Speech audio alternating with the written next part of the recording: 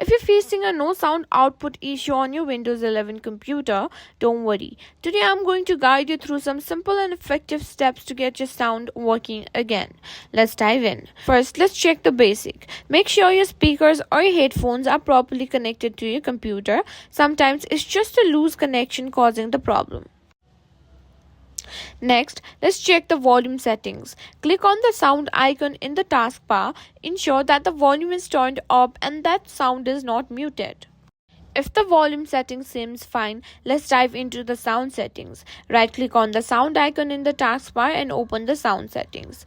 In the sound settings, make sure that the correct output device is selected under output. You should see a drop down menu. Choose the device you want to use, like speakers or headphones. Now, if you're still having issues, try running the built-in troubleshooter. In the sound settings window, click on troubleshoot. Windows will run a diagnosis to detect and fix any sound problems.